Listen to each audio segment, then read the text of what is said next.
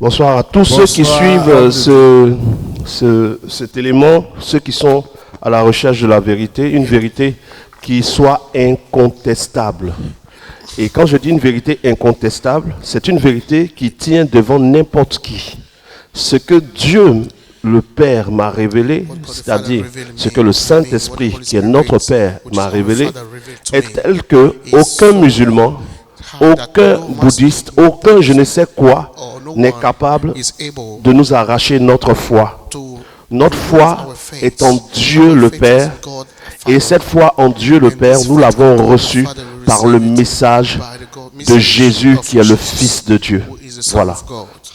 Alors aujourd'hui, vous avez annoncé qu'il y aura un spécial questions-réponses. Et nous avons vraiment reçu énormément de questions. Okay. On espère que ces réponses-là vont vraiment éclairer la lanterne de quelqu'un. On va commencer par la première question. Il y a un internaute qui demande, vu que nous avons adoré le faux Dieu, qu'en est-il des dons spirituels que nous avons reçus? Déjà, je veux dire à quelqu'un qui suit que vous pouvez rejoindre le groupe WhatsApp que j'ai, un groupe WhatsApp que Dieu m'a mis à cœur d'avoir. Et dans ce groupe WhatsApp sera publié des vidéos d'enseignement sur plusieurs thèmes. Parce que depuis plus d'un mois, le thème que je développe dans le direct live, c'est qui est le vrai Dieu, quel est le vrai message. Mais en dehors de qui est le vrai Dieu, en dehors de quel est le vrai message, il y a aussi des erreurs graves qui ont été prêchées, qui ont été enseignées sur le Saint-Esprit. Et il faut qu'on touche aussi à ce thème. Qui est le Saint-Esprit? Comment le recevoir? Comment recevoir le vrai Saint-Esprit? Quelle est la preuve qu'on est rempli du vrai Saint-Esprit? Qu'est-ce que les dons spirituels? Et quels sont les dons spirituels que le vrai Saint-Esprit donne? On doit en parler. On doit parler de l'enlèvement. On doit parler du retour de Jésus. Comment le retour va se faire? Est-ce que le premier retour n'a pas déjà été fait? Et tout ça, il y a beaucoup de choses. Mais pour l'instant, le thème autour duquel on est, c'est qui est le vrai Dieu. Bientôt, je pense à partir de la semaine prochaine, on va commencer à toucher aux autres thèmes. Mais si vous êtes dans le groupe WhatsApp, les vidéos des enseignements sont publiées dans le groupe WhatsApp, de telle sorte que vous les avez directement dans vos portables pour pouvoir vous-même méditer, regarder, vérifier et partager à ceux que vous voulez bénir. Voilà. Donc, quand nous venons sur la question du frère, est-ce qu'on peut avoir le nom du frère? Je n'ai pas le nom. Et sa question disait? Vu que nous avons adoré le faux Dieu, qu'en est-il des dons spirituels que nous avons reçus? Déjà, soyons vrais et restons dans la vérité. Quand nous parlons de la vérité, il faut faire une distinction entre deux vérités. Parce qu'il y a la vérité et il y a la vérité. J'explique. Quand je demande à quelqu'un comment tu t'appelles, son nom est vrai. Quand je demande à quelqu'un où est-ce que tu habites et que la personne me dit j'habite ici ou là, si vraiment il habite là-bas, c'est vrai. Mais quand Jésus dit je suis le chemin, la vérité, il ne parle pas de tout ce qui est vrai. Ce n'est pas parce que quelque chose est vrai que c'est la vérité que Jésus apporte. Donc la vérité dont Jésus parle, ce n'est pas l'ensemble de tout ce qui est vrai. Est-ce que la dame qui est à ma droite, il y a deux femmes? Oui ou non? Oui, c'est vrai. Mais ce n'est pas cette vérité qu'est Jésus. Est-ce qu'il y a deux hommes à ma gauche? Oui. Mais ce n'est pas de cette vérité que parle Jésus. Quand Jésus dit « Je suis le chemin, la vérité », c'est la vérité qui emmène à la vie. Jésus nous donne, où les enseignements de Jésus sont l'ensemble de la vérité qui mène à la vie. Et la vie éternelle, c'est qu'on connaisse le vrai Dieu. Jean chapitre 17, verset 3. Jésus dit, Père, la vie éternelle, c'est qu'ils te connaissent toi, le seul vrai Dieu, et moi Jésus que tu as envoyé. Donc, il y a la vérité selon la réalité. Et il y a la vérité selon Dieu. Tu peux être en train de souffrir. Et quand on te demande qu'est-ce que tu vis, tu dis je souffre. Et le médecin te dit que dans ta souffrance, la maladie que tu as, tu ne vas pas guérir. Et dans la vérité, cette maladie, on ne guérit pas. Mais ça, c'est la vérité selon le monde. Mais un homme de Dieu qui a reçu le vrai Dieu peut te regarder et te dire, tu vas guérir. Ce qu'on t'a dit est vrai. Mais ce que l'homme de Dieu te dit, si c'est venu de Dieu, c'est vrai aussi. Mais les deux vérités se contredisent. Donc la vérité de Dieu peut contredire la vérité du monde. Ça fait qu'il faut que les enfants de Dieu arrivent à un niveau qu'on appelle le niveau des hommes spirituels. L'homme spirituel a une perception plus profonde des choses.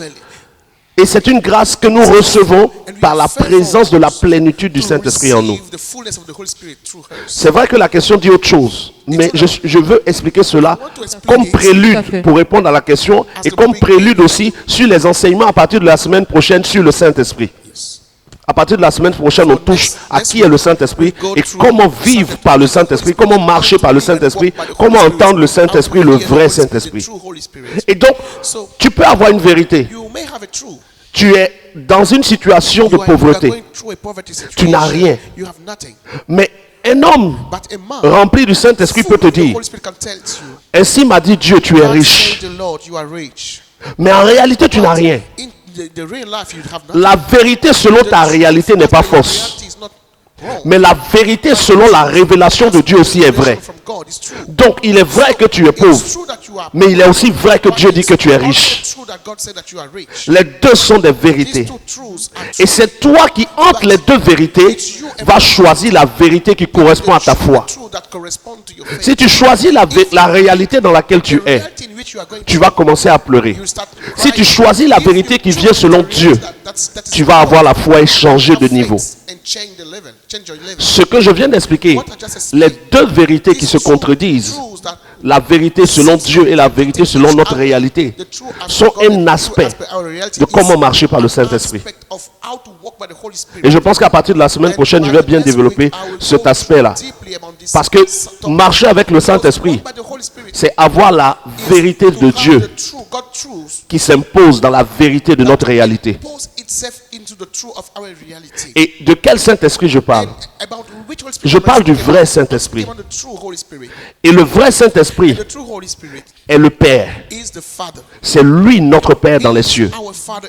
Parce que quand vous regardez Jean chapitre 4, Jésus dit à partir du verset 20 que l'heure vient, tout ça, les vrais adorateurs, tout, mais il dit Dieu est esprit. Il le dit clairement, Dieu est esprit. Mais quand tu prends le livre d'Éphésiens, il est écrit en Éphésiens qu'il y a un seul esprit de Dieu. Il n'y a pas deux esprits de Dieu. Un seul. Et quand tu prends le livre de 1 Corinthiens chapitre 2, à partir du verset 9 jusqu'à 11, il est écrit clairement, et c'est l'apôtre Paul qui nous en parle, il dit ceci: personne ne sait ce qui concerne un homme, si ce n'est l'esprit de cet homme. Et il ajoute un détail qui est un grand détail important: si ce n'est l'esprit de l'homme qui est en lui. Pourquoi est-ce qu'il précise personne ne connaît ce qui concerne l'homme, si ce n'est l'esprit de l'homme qui est en lui? Parce que l'homme a un aspect physique et donc l'esprit va habiter dans l'aspect physique. Dieu crée l'homme de la poussière, il met en lui l'esprit. Donc l'esprit va être en le corps. Mais quand il parle de Dieu, il dit de même, personne ne sait ce qui concerne Dieu si ce n'est l'esprit de Dieu. Il n'ajoute pas qu'il y a en lui. Parce qu'il n'y a pas d'esprit en Dieu. Dieu est esprit. Donc quand on parle du Saint-Esprit, quand on parle de l'Esprit Saint, quand on parle du Père, on ne parle pas de plusieurs esprits. Il y a un seul esprit de Dieu. Et donc, quand on est en train de parler du Saint-Esprit, on est en train de parler de celui qui est venu sur Marie. Gabriel dit à Marie, le Saint-Esprit viendra sur toi C'est pourquoi l'enfant qui va naître sera appelé fils de Dieu. Qui est venu sur Marie? Le Saint-Esprit. Qui est le père de l'enfant? Le Saint-Esprit. Dans Jean chapitre 14, Jésus dit, ce que je vous dis, je ne le dis pas de moi-même, mais c'est le Père qui habite en moi, qui parle par moi et qui fait les œuvres. Mais de qui Jésus était rempli? De qui? Il était rempli du Saint-Esprit. Mais Jésus dit le Père habite en lui. Qui habitait en lui? Qui est le Père? C'est le Saint-Esprit. Il est esprit. Dieu est esprit. Et Dieu, le Père, est saint. Esprit et saint. Saint-Esprit. Le Père est le Saint-Esprit. Et maintenant au niveau des dons spirituels. Mais les dons ne sont pas distribués par Jésus. Les dons sont distribués par le Saint-Esprit qui est notre Père dans les cieux. Donc, on a adoré celui qu'il ne fallait pas. Et selon la révélation du vrai Dieu, Dieu, sans tenir compte des temps d'inconscience ou des temps d'incontinence, nous appelle maintenant à la repentance. Et il y a des choses que tu pratiques sans savoir. Et Dieu se doit de te faire savoir. Et quand tu les sais, si tu continues à les faire, alors tu es condamnable. En croyant servir Dieu, l'apôtre Paul, qui était d'abord Saul de Tarse, quand il était Saul de Tarse, il persécutait l'église.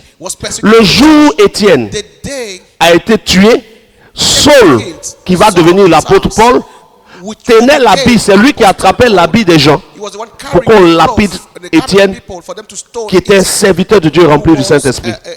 Et quand ils ont tué Étienne, Saul était d'accord. Mais Dieu qui savait que ce n'était pas d'un mauvais cœur qu'il faisait cela, va se révéler à lui en lui projetant une vision de Jésus pour l'interpeller sur sa marche. Et Saul va devenir Paul. Et il va changer ses pratiques pour faire maintenant ce que le Saint-Esprit dit. De même nous, ce n'était pas de mauvais avis. Beaucoup d'entre vous, ce n'est pas parce que vous voulez désobéir à Dieu que vous étiez en train d'adorer Jésus. Beaucoup d'hommes de Dieu, nous tous qui avons prêché et poussé les gens à adorer Jésus, c'était par manque de compréhension ou certains par désir de ne pas être rejetés. Ou comme moi, parce que je n'avais pas le feu vert pour rentrer dans cette saison. Maintenant, je l'ai. Et donc, quand Dieu sait que ce n'était pas dans un mauvais esprit, parce qu'on voulait désobéir à Dieu, il nous révèle, comme il a révélé à Saul, la vérité, pour que ceux qui cherchent vraiment la vérité puissent passer de ce qu'il faisait à ce qui est excellent. Est-ce que quand Jésus est venu sur terre, le judaïsme n'existait pas? Si, ça existait bien. Il y avait des gens qui pratiquaient le judaïsme. Tout à fait. Et ça a pris du temps pour que la foi réelle arrive. Qui a donné la loi? Qui a donné la loi? Vous lisez pas vos Bibles? La loi est venue de Dieu, de Moïse. Dieu, et Dieu a donné la loi à Moïse, n'est-ce pas? Mais quand tu lis le livre d'Hébreux, chapitre 10, il est écrit que la loi était une image, une ombre. Ce n'était pas la parfaite représentation. Et que ce qui est parfait, c'est maintenant ce que Jésus a annoncé. Donc ce que Moïse a annoncé était l'ombre des choses à venir. Mais pourtant Dieu a permis l'ombre.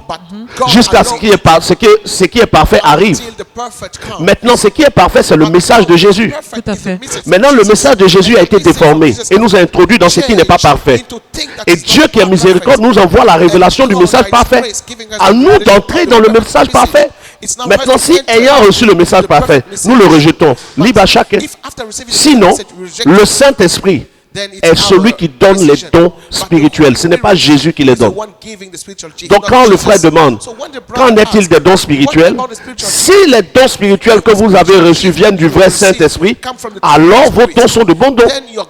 Mais Dieu veut qu'on corrige notre adoration, notre prière et notre manière d'invoquer le vrai Dieu.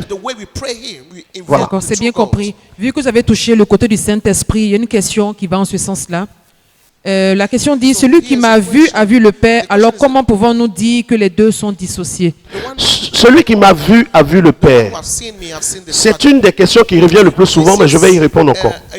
Quand vous prenez le livre de Jean chapitre 5, Jean chapitre 5. Regardons ensemble Jean chapitre 5. Quelles que soient les questions que vous avez, ne vous retenez pas de les poser et vous aurez la réponse. Parce que comme Dieu a sanctifié le Fils pour l'envoyer dans le monde, c'est-à-dire a préparé le Fils pour l'envoyer dans le monde, quand Dieu envoie un prophète, il le prépare avant de l'envoyer. Donc posez vos questions, vous aurez les réponses. Regardons ensemble Jean chapitre 5. Et nous allons lire, je vous donne le verset. John chapter 5. On peut donner les numéros en même temps ou chaque fois il faut le répéter? Alors, vous pouvez continuer à poser vos questions tu au peux plus bien 225 chaque fois. 07 59 00 0004. On peut lire, Continuez à communiquer vos... Jean chapitre 5, verset 37. 37. Jean chapitre 5, verset 37. Et le Père qui m'a envoyé a rendu lui-même témoignage de moi. Vous n'avez jamais entendu sa voix, vous n'avez point vu sa face. Vous n'avez jamais entendu sa voix, vous n'avez point vu sa face. Mais c'est Jésus, le même Jésus qui va dire, celui qui m'a vu a vu le Père, a dit bien qu'on n'a jamais vu la face du Père. Donc quand il disait celui qui m'a vu a vu le Père, de quoi parlait-il alors? Puisque dans Jean chapitre 5, Jésus lui-même dit, vous n'avez jamais vu la face du Père. Oui ou non? Oui. Et le verset 37, il dit bien le Père. Et le Père qui m'a envoyé a rendu lui-même témoignage de moi. Vous n'avez jamais entendu sa voix, vous n'avez point vu sa face. Donc on n'a jamais vu la face du Père. Selon la parole de Jean chapitre 5, verset 37. Mais est-ce que quand Jésus leur parlait, ils ne voyaient pas Jésus? Il le voyait. Il était devant eux. En chair. Mais pourtant il dit on n'a jamais vu sa face. Le même Jésus en Jean chapitre 14 dit celui qui m'a vu a vu le Père. Comprenez bien qu'il ne parle pas de voir de manière physique. Parce que si c'était voir de manière physique, Jésus ne va pas se contredire en disant dans Jean chapitre 5 verset 37, vous n'avez point vu la face du Père. Donc il y a une différence ici entre celui qui m'a vu a vu le Père et personne n'a jamais vu la face du Père. De manière physique, Jésus n'était pas la face du Père, il était la face du Fils. Mais dans Jean chapitre 14, il dit celui qui m'a vu a vu le Père. Regardons qu'est-ce qu'il veut dire par voir. Nous sommes dans Jean chapitre 14. Regardez le verset, je prends plutôt le verset 8. Philippe lui dit, Seigneur, montre-nous le Père et cela nous suffit. Jésus lui dit, il y a si longtemps que je suis avec vous et tu ne m'as pas connu. Philippe, celui qui m'a vu a vu le Père. Comment dis-tu montre-nous le Père? Il s'arrête là? Non. Regardez le verset 10. Ne crois-tu pas que je suis dans le Père et que le Père est en moi? Les paroles que je vous dis, je ne les dis pas de moi-même. Et le Père qui demeure en moi, c'est lui qui fait les œuvres. Croyez-moi, je suis dans le Père et le Père est en moi. Croyez du moins à cause de ses œuvres. Écoutez, toi-même qui as posé la question, si tu es réellement né de nouveau, tu dois avoir le Saint-Esprit. Mais quand tu as le Saint-Esprit, où est-ce qu'il habite? Il habite en toi. Et selon la révélation de l'apôtre Paul, dans le livre d'Éphésiens, nous sommes assis dans les lieux célestes en Christ, n'est-ce pas? Donc nous sommes en Dieu dans les cieux, nous sommes déjà avec Dieu dans les cieux, mais Dieu est en nous sur terre. Il dit, je suis dans le Père est en moi, parce que Jésus, celui qui va venir naître, s'incarner dans l'enfant dans le ventre de Marie, était déjà en le Père avant la création du monde. Il existait déjà. Donc il dit, je suis sorti du Père, non pour faire ma volonté, mais pour faire la volonté de mon Père qui m'a envoyé. Donc lui, il est dans le Père avant la création du monde. Et il est sorti du Père pour venir pour une mission. Mais quand il est sorti du Père, le Père a habité en lui. Donc il est dans le Père et le Père est en lui. C'est ce qu'il voulait dire par « celui qui me voit a vu le Père ». Pourquoi? Parce que pendant que Jésus était sur terre, il était le seul rempli du Saint-Esprit. Et j'aimerais que quelqu'un me donne son portable. Donne-moi ton portable comme ça. Regardez bien ce portable. Si je le dépose ici, le portable est à ma gauche. Si je le mets ici, le portable est devant. Si je le mets ici, le portable est à ma droite. Mais partout, le portable sera, l'habillage du portable sera. L'habillage ne quitte pas le portable. Donc, le portable est à l'intérieur de l'habillage. Et partout où le portable est, l'habillage est. Celui qui voit le portable voit l'habillage. Partout où est le portable est l'habillage. Jésus était rempli du Saint-Esprit. Et comme il était le seul rempli du Saint-Esprit, partout où Jésus se trouvait, il était Emmanuel. Dieu avec nous. Pourquoi? Parce que Dieu était en lui partout où Jésus se trouvait. Amen. Alors je vais laisser la place à mes confrères pour quelques questions avant que je ne reprenne la parole. Bien, homme de Dieu, voici la question d'un internaute. Depuis toujours, dans les églises, les gens ont adoré Jésus et ont eu les ossements, les choses ont avancé même dans leur vie. Oui. Aujourd'hui, vous révélez que c'est une erreur d'adorer Jésus. Quel commentaire faites-vous? J'aimerais dire de manière très claire à quelqu'un qui me suit. La loi, personne d'entre nous ne sera sauvé par la loi. On est d'accord. L'apôtre Paul dit que tous ceux qui vivent par la loi seront jugés par la loi et que personne ne sera justifié devant Dieu par les œuvres de la loi. Mais nous sommes justifiés par les œuvres de la grâce. On est d'accord avec ça. Mais de vous à moi, frère, toi qui demandes, les gens adoraient Jésus et ils ont eu des exaucements. Qu'en est-il? Qu'est-ce que je peux dire par rapport à ça? Je veux te dire clairement que les prophètes les plus puissants qui ont existé ont été les prophètes de la loi. Parce que les prophètes d'aujourd'hui, même qui sont sous la grâce, n'atteignent même pas le genou de certains prophètes de la loi. À quel moment la mer s'est fendue en deux pour que le peuple d'Israël passe? C'est sous la loi. À quel moment Élisée a pris un bois pour mettre sur de l'eau et le fer a été attiré? Sous la loi.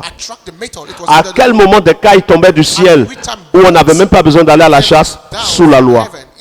À quel moment les 10 plans ont frappé le pays d'Égypte? Sous la loi. À quel moment Jonas s'est couché et un arbre a poussé en une nuit? Sous la loi. Et qui avait fait tout ça? Dieu.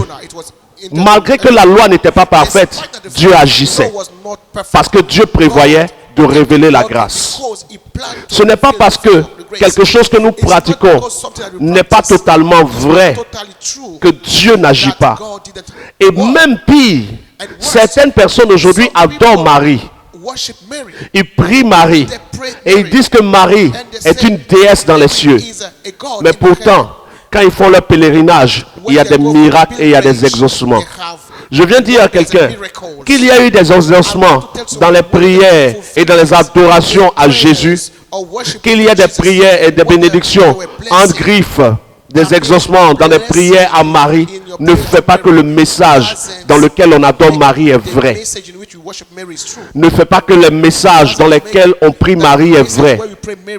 Parce que dans 2 Thessaloniciens chapitre 2, il est écrit que la puissance de celui qui est le faux Dieu va se manifester par la puissance de Satan avec des signes et des miracles mensongers, afin de pousser ceux qui refusent la vérité à rentrer dans l'erreur. Pour ceux qui n'aiment pas la vérité. Quelle est ma conclusion à cette question? Si tu as pu, dans l'erreur d'adorer Jésus que nous avons tous fait, dans l'erreur d'invoquer Jésus que nous avons tous fait, avoir des exaucements, maintenant qu'est venu le vrai message, tes exaucements doivent passer au niveau divin. Voilà. Homme de Dieu, la dernière, il y a un internaute qui a posé la question. Il a dit, vous avez dit que c'est à cause du message que Jésus est mort, Oui. que c'est à cause de son message, et non spécifiquement que le sang de Jésus a coulé pour le pardon des péchés. Oui. Il voulait savoir pourquoi vous avez dit ça, que c'est à cause du message De qu'il est mort. de vous à moi, disons-nous la vérité. Nous ne pouvons pas avoir un évangile d'amour qui commence par le sacrifice humain. Nous parlons d'un Dieu d'amour, car Dieu a tant aimé qu'il va donner son Fils unique. Ce n'est pas car Dieu a tant aimé le monde qu'il a décidé de tuer son Fils unique. Jean 3,16 dit, car Dieu a tant aimé le monde qu'il a donné son Fils unique afin que quiconque croit en lui ne périsse point mais ait la vie éternelle. Oui ou non? Tout à fait. De vous à moi, qu'est-ce qui donne le salut à quelqu'un? Croire que Jésus-Christ est mort ou croire en son message et l'appliquer? Croire en son message et l'appliquer. Le monde entier aujourd'hui croit que Jésus a existé. Et il y a plein même qui croient que Jésus est mort pour leur péché, qui croient au sang de Jésus, mais qui désobéissent en disant, son sang a déjà coulé, je peux vivre comme je veux. Dieu n'a pas donné son Fils pour que nous recueillions son sang. Dieu a donné son Fils pour nous communiquer le message en lequel la foi doit être. La foi vient du sang ou la foi vient de ce qu'on entend? La foi vient de ce qu'on entend. Notre foi ne doit pas être dans le sang. Notre foi doit être dans ce que Jésus a donné comme parole. Et qu'est-ce qu'il a donné comme parole? Répentez-vous car le royaume des cieux est proche. Cherchez le royaume des cieux. Il n'a pas dit chercher mon sang. Cherchez le royaume des cieux et la justice, et toutes choses vous seront données en plus. Il dit, ce ne sont pas ceux qui disent Seigneur, Seigneur qui rentreront dans le royaume des cieux, mais ceux-là qui croiront au mon sang. C'est ça? Non du tout. Mais ceux-là seuls qui font la volonté de mon Père qui est dans les cieux. La volonté du Père, ce n'est pas de venir citer le sang. Quand nous disons, le jour où vous m'entendez dire que Jésus est mort pour les péchés, c'est parce que on l'a tué à cause du message qui va nous délivrer du péché, que moi je peux dire que c'est pour le péché qu'il est mort. Mais pas qu'il a été sacrifice dans le sens de la volonté de Dieu de le tuer. Dieu n'a pas voulu tuer Jésus, mais Jésus est mort de la main des impies. C'est ce que l'apôtre Paul dit. Il est mort de la main des impies. Je vous montre. Hein? Je vous montre. Regardons.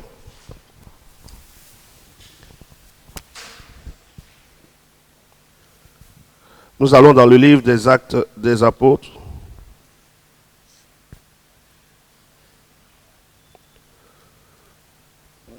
Excusez-moi. On est dans Actes des Apôtres.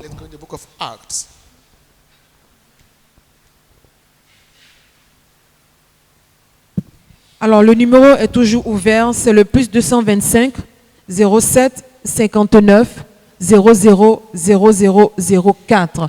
N'hésitez pas à partager, à taguer et surtout à poser vos questions en direct à ce numéro ou bien en commentaire. Les Bibles numériques là, pour se déplacer dedans.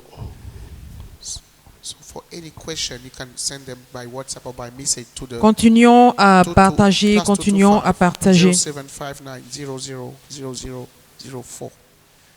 And please don't forget to write your comment and share it with all your beloved brother and sister. Voilà, nous sommes dans Actes des Apôtres. Regarde Actes chapitre 3. Let's read in the book of Acts of the Apostles, Verset 13. verse 13. Le Dieu d'Abraham, d'Isaac et de Jacob, le Dieu de nos pères, a glorifié son serviteur A Jésus. glorifié qui? Son serviteur. Son serviteur. Servant Jesus. On précise bien. Parce que tout le monde est d'accord que le Dieu que nous appelons le Père, c'est le Dieu d'Abraham, d'Isaac et de Jacob. Oui ou non? D'accord. Mais le Dieu d'Abraham, d'Isaac et de Jacob, c'est bien dit clairement ici, dans Actes chapitre 13, chapitre 3, verset 13. Actes chapitre 3, verset 13, qu'est-ce qu'il a dit? Le Dieu d'Abraham, d'Isaac et de Jacob a fait quoi? Le Dieu de nos pères a glorifié son serviteur Jésus, que vous avez livré. Ce n'est pas Dieu qui l'a livré. Que vous avez livré et régné devant Pilate, qui était David qu'on le relâcha. C'est pas ça? Tout à fait. Donc c'est eux qui l'ont livré. C'est eux qui l'ont tué. Mais comme toute chose concourt au bien de ceux qui aiment Dieu, Dieu a prévu de le ressusciter afin de le confondre. Donc pendant sa vie, Jésus étant prophète de l'ordre de Moïse, a annoncé à ses disciples qu'il souffrait beaucoup de la main de qui? De Dieu ou des Juifs? Il n'a jamais dit de la main de Dieu. Il dit, le Fils de l'homme souffrira beaucoup de la main des Juifs. Ils le maltraiteront et ils le mettront à mort. Ce n'est pas Dieu qui a décidé de le mettre à mort. Mais Dieu étant omniscient savait qu'ils allaient le tuer. Et Dieu a révélé à son fils Jésus que les gens allaient le tuer. Donc Jésus savait qu'il allait mourir. Il dit, détruisez ce temple et en 3 jours je le rebâtirai. Les gens pensaient qu'il parlait du temple de Jérusalem. Non, il parlait de son corps. Il dit, et comme Jonas a fait 3 jours et 3 nuits dans le ventre du poisson, ainsi le Fils de l'homme fera 3 jours et 3 nuits au sein de la terre. Donc il savait qu'on allait le tuer. Il savait qui allait le trahir. Il savait qui allait le livrer. Il savait comment les gens allaient le tuer. Mais il avait reçu la promesse du Père qu'il serait ressuscité. Écoutez, je vous donne une révélation. Il m'a été fait la grâce de prier Dieu pour des gens qui étaient morts et qui se sont levés. Et ceux qui sont avec moi à l'Assemblée le savent. Ceux qui me suivent depuis des années, vous avez déjà entendu ces témoignages plusieurs fois. Mais les personnes pour lesquelles je suis parti et à qui j'ai dit de se lever, qui se sont levées, sont les personnes qui ne sont pas mortes selon la volonté de Dieu. Parce que quand quelqu'un meurt selon la volonté de Dieu, selon son temps, on ne peut pas le ressusciter. Si Dieu a décidé d'appeler quelqu'un à lui, toi tu es qui pour venir dire à la personne de revenir? On ne ressuscite que ceux qui meurent sans être morts selon le plan parfait de Dieu. Jésus a ressuscité Lazare parce que ce n'était pas la volonté du Père que Lazare meure. Jésus a ressuscité la fille de Jairus. Si c'était la volonté du Père que le Fils meurt, le Père ne ressuscite pas le Fils. Jésus a été ressuscité parce qu'il a été tué par la volonté des hommes. On leur a demandé de choisir entre Barabbas et Jésus. Qui ont-ils choisi? Barnabas. Mais est-ce que c'était juste qu'ils choisissent Barabbas? Non. Quel est le chemin qu'ils ont emprunté pour le tuer? Le chemin de l'injustice. Dieu veut que Jésus meure. Ça sera dans la justice. C'est les hommes qui ont fait des magouilles pour le tuer. Il a dit, qui d'entre vous me convaincra de péché? Pour quelle raison me tuez-vous? Pourquoi voulez-vous me tuer? Et ils lui ont dit, parce que tu dis que tu es le Fils de Dieu. Voici pourquoi nous te tuons. Jean chapitre 10, vérifions. Jean chapitre 10. Alors continuons à partager, continuons à liker ce direct, continuons à faire du bien à tous nos proches. Jean chapitre 10. John chapter 10. Je vous montre l'un des passages. Jean chapitre 10, verset 11. Il dit, je suis le bon berger. Le bon berger donne sa vie pour ses brebis. Quand il dit je suis le bon berger donne sa vie pour ses brebis. Ce n'est pas pour dire je vais donner mon sang pour vous. C'est pour dire que comme bon berger, je sais qu'on va me tuer à cause du message, mais j'accepte de mourir pour le message. C'est tellement précis. Le bon berger donne sa vie pour ses brebis. Jésus a des qualités que Dieu avait appréciées aussi chez David. David était berger. Et quand le lion venait prendre une brebis parmi le troupeau de David, David partait arracher dans la gueule du lion même le morceau de la brebis au risque de sa vie. Au risque de sa vie, Jésus a accepté de venir donner le message. Et finalement, ils l'ont tué. Mais Dieu, qui n'était pas d'accord avec le mensonge et la manière dont ils ont menti pour le tuer, l'a ressuscité des morts. Jean chapitre 10, vérifions. Il dit ceci. John chapter 10.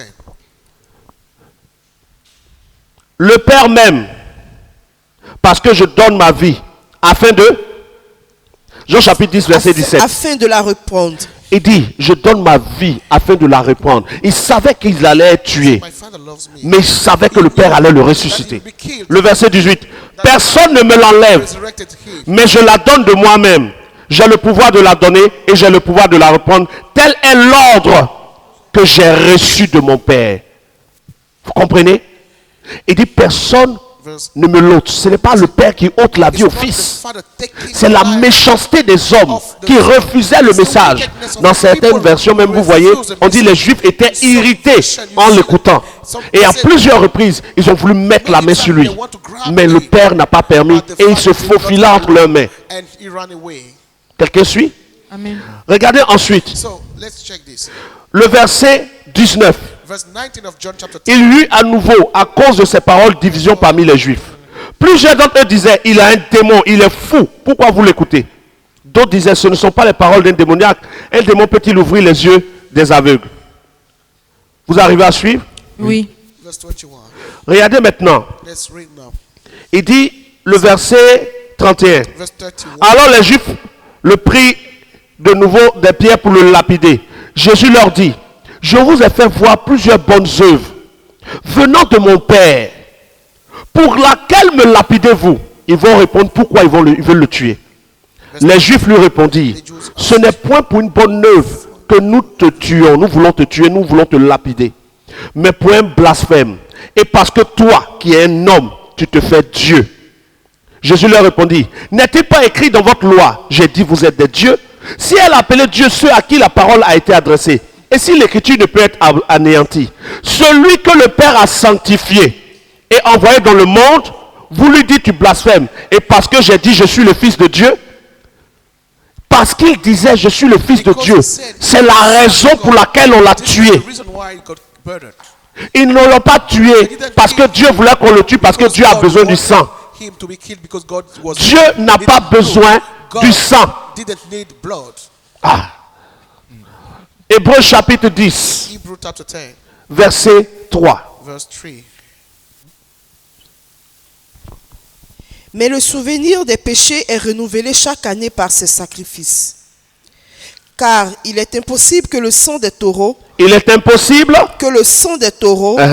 des boucs ôtent les péchés. Il est impossible que le sang des taureaux et des boucs enlève les péchés. Ça ne peut pas enlever. Le sang ne peut pas enlever les péchés. Et quelqu'un va me dire, mais on a bien dit le sang des taureaux. On dit le sang des boucs. Or lui, c'est le sang d'un homme. Mais quand vous regardez la suite, il dit, c'est pourquoi Christ, entrant dans le monde, dit, tu n'as voulu ni sacrifice, ni offrande, mais tu m'as formé un corps. Il dit, tu n'as voulu ni sacrifice de bœuf. Tu n'as voulu ni sacrifice, ni offrande, mais tu m'as formé un corps. Tu n'as agréé ni holocauste, ni sacrifice pour le péché. Il n'agrée pas les sacrifices de sang. Dans le verset 3, on parle du sang des boucs et des agneaux. Mais dans le verset où Christ parle, Christ dit directement, il dit plus le sang des animaux. Il dit tu n'as agréé ni sacrifice, ni holocauste. Mais tu m'as formé un corps. Voilà pourquoi il est écrit de moi dans le rouleau, je viens, ô Dieu, pour faire ta volonté. Il ne vient pas pour s'offrir comme un sacrifice. Bien que dans la forme de sa mort, on puisse parler de, il s'est sacrifié. Mais ce n'est pas sa mort qui apporte le salut, c'est son message qui apporte le salut. Parce que par exemple, les gens de l'islam, ils s'appuient sur la mort de Jésus selon le message que des gens ont donné. Dieu, pour nous sauver, a donné le sang de son fils. Il avait besoin du sang de son fils. Et l'islam dit, vous vous dites que l'islam est une religion où il n'y a pas d'amour.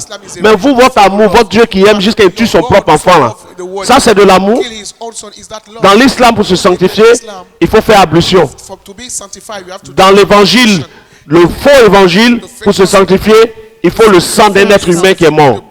Comment la mort de quelqu'un peut devenir le sacrifice du sang avec lequel on se nettoie? Non. Dieu nous sanctifie par l'obéissance, car l'obéissance vaut mieux que les sacrifices. Dieu préfère des enfants obéissants plutôt que des enfants qui attendent le sang de quelqu'un pour être sanctifiés. C'est très clair. C'est vraiment très clair. Alors, si vous voulez appartenir au groupe WhatsApp de l'homme de Dieu, c'est toujours possible de faire le plus 225 07 59 00 00 04. Vous envoyez un message, le nom, le prénom, et vous dites que vous voulez être membre du groupe. Je vais laisser la parole. Le micro. Je voulais, si je peux le dire, rebondir sur ce que vous venez de dire. Vu que vous avez parlé de l'islam, j'ai une question par rapport à cela. Oui. Quelle est la différence alors entre le nouveau message que vous nous donnez depuis un certain moment et celui des musulmans? La différence est sauvage même, c'est le jour et la nuit. Qu'est-ce que l'islam fait aujourd'hui? Je vous ai dit, pour ceux qui suivent ma page, qu'on aura bientôt ce débat, prophète Guillaume Kofi contre la DDR, ou la vérité selon le royaume des cieux, contre la vérité selon l'islam.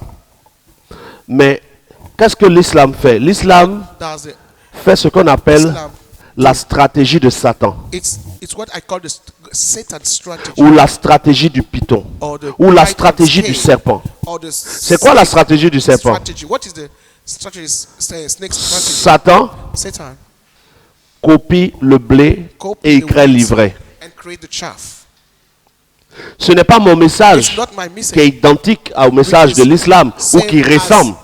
C'est le message de l'islam qui cherche à copier le vrai message.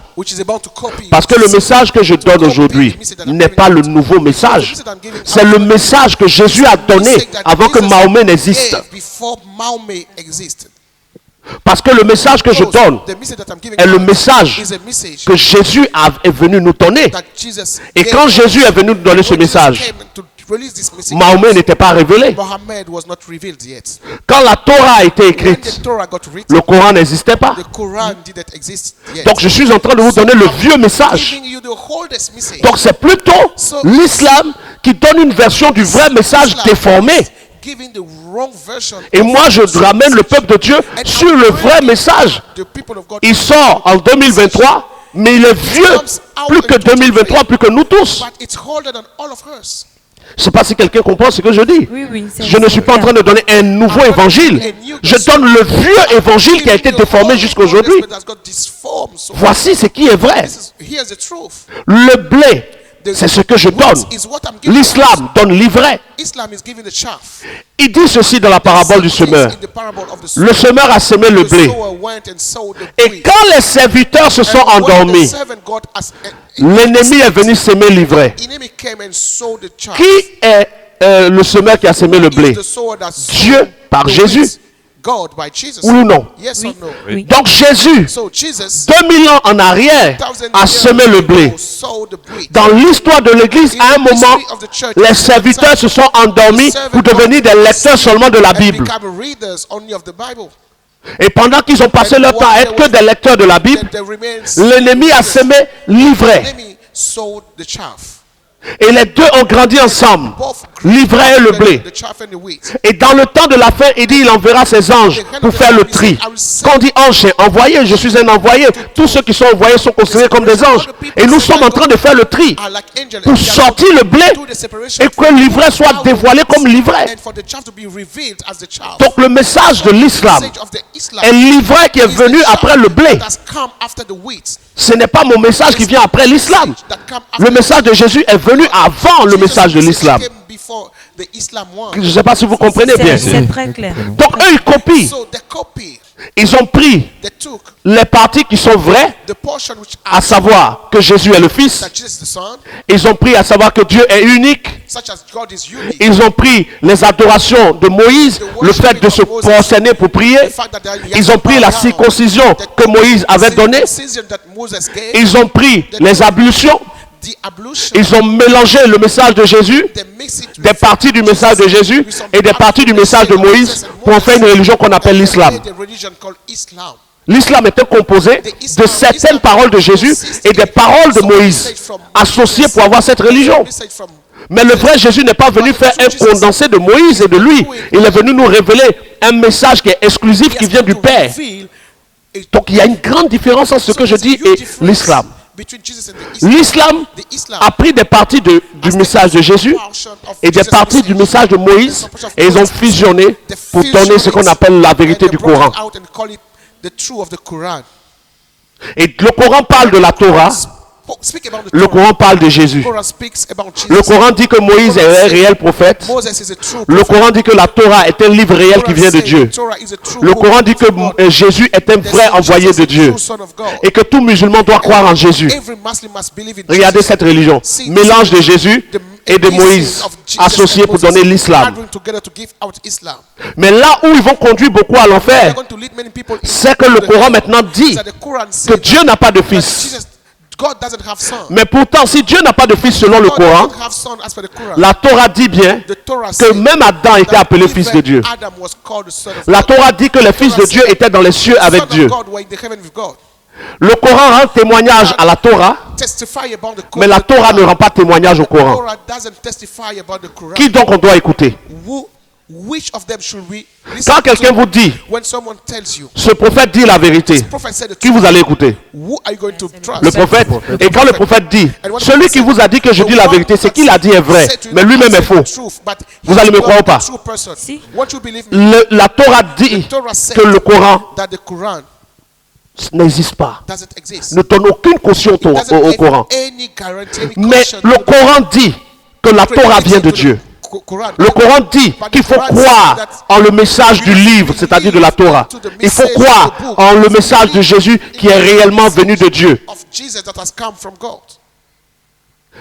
Il y a quelque chose là. Maintenant, quand ils ont racolé pour faire leur religion, ils vont maintenant enlever l'enlèvement. Il n'y a pas d'enlèvement qui existe. Le Coran va vous dire que après Jésus, quand Jésus annonce le Saint-Esprit dont Jésus parlait, c'est Mahomet. Donc après Jésus, Jésus a prophétisé la venue de Mahomet. Et c'est Mahomet qui est le Saint-Esprit qui devait venir. Ce n'est pas le même message. C'est très différent. Dans mon message, je dis bien Jésus est Dieu. Dans les débats que les musulmans ont avec les chrétiens actuellement, ils disent bien que Jésus n'est pas Dieu. Et ils mettent au défi quelqu'un de prouver que Jésus est Dieu. Mais on aura ce défi-là bientôt. Alors, homme de Dieu,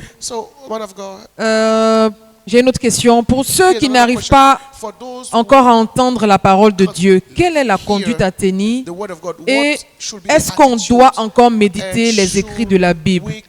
Et si on peut encore méditer, c'est lequel des livres choisis? Quand vous voulez méditer, l'écriture est utile. Pour faire quoi? Pour tirer des leçons. Je vais vous faire comprendre quelque chose. Quand vous allez à l'école, on vous apprend que 1 plus 1 égale à 2. On vous dit 1000 francs plus 1000 francs, ça fait 2000. 100 000 plus 100 000, ça fait 200 000. Mais au moment où on est en train de vous apprendre, est-ce que vous avez 100 000 même? Quand tu es au primaire, est-ce que tu as 100 000 dans ta main? Tu n'as pas encore l'argent. Non. Mais on est en train de t'apprendre. Les livres inspirés de la Bible sont pour nous apprendre des choses pour la vie. Afin que dans la communion avec le Saint-Esprit, nous ayons du discernement et que le Saint-Esprit puisse nous conduire de la bonne façon. Donc quand moi je lis la Bible, Matthieu, Marc, Luc, Jean, tout le Nouveau Testament si vous voulez, quand je lis Psaume, si il m'arrive de lire Genèse, Exode, tout ça, c'est pour tirer des leçons du contact que Dieu a eu avec des gens avant moi. Leur histoire, c'est des leçons pour moi. Mais l'ensemble des leçons que je vais tirer de leur histoire ne va pas conduire ma vie. Regardez. Vous pouvez avoir comme leçon que celui qui donne à une veuve prête à Dieu. Donc la leçon, ça sera que selon la Bible, aider une veuve est bon. is good. Oui ou non? Yes or no? J'ai tiré cette leçon. I got this lesson. Mais est-ce que je vais donner de l'argent à toutes les veuves? But will I give money to Non, all du the- tout. Si je veux appliquer ce test à la lettre, je dois donner à toutes les I veuves. have to give money to all the widows. J'ai tiré la leçon, I got the j'ai lesson. compris. I understood it. Mais c'est le Saint-Esprit But it's the Holy qui Spirit me conduit. that will Je lead peux être en me. face d'une veuve, I may be in front of a widow. malgré que je connaisse cette Despite leçon. the fact that I Et know Dieu this peut me dire, ne lui donne rien. God can ask me Car elle est to devenue give veuve en tuant ses propres because she enfants. became widow by killing her own. Il y a une parents. différence entre la leçon et le There's a vécu. difference between the lesson and Je médite what we live. les livres, I meditate pas pour upon conduire ma the vie, book, not mais for pour tirer living des life, leçons. but for getting lessons. Mais l'ensemble des leçons que j'ai en moi ne détermine pas mes choix. Doesn't Mes choix determine my viennent de ce choices. que me dit My le choices Saint-Esprit. come from what the Holy Spirit tell me. Je ne sais pas si vous voyez bien la différence. Très bien. Quand je lis When I read que that Jésus-Christ Jesus a changé changed l'eau water en vin, into wine, quelle leçon je tire? what lesson can I get from it? Que Jésus a la capacité de changer un élément en un autre élément. Quelqu'un qui veut méditer plus loin va se dire, Jésus n'a aucun problème contre le vin. Jesus has no issue Et nous with savons wine. que Jésus ne condamnait pas le vin. And we all know that Jesus didn't Des gens vont dire non, le vin que Jésus a fait n'était pas So we alcoolisé. say that there were Si, no lisez bien le alcohol in test. the wine that Jesus made. Change. Mais quand je tire la leçon que Jésus a changé l'eau en vin, Got this lesson that Jesus le changed Saint-Esprit peut water me dire de ne into pas wine. boire de vin. The Holy Spirit can tell me to J'ai not tiré drink bien la wine. leçon. I got the Jésus n'a rien contre le vin. Jesus is not blaming Mais the moi, wine. je peux avoir la conviction du Saint-Esprit de ne pas boire de vin To not drink wine. sans que je n'ai péché. Without me sinning. Le livre ne détermine pas le péché. Doesn't determine La what to sin. désobéissance à la voix du Saint-Esprit détermine le péché. Maintenant, pour ceux qui n'entendent pas encore la voix du Saint-Esprit, il est important d'écouter quelqu'un qui entend la voix du Saint-Esprit. Dans l'Ancien Testament, ceux qui n'avaient pas l'occasion d'entendre la voix du Saint-Esprit écoutaient le serviteur de Dieu que Dieu avait mis devant eux.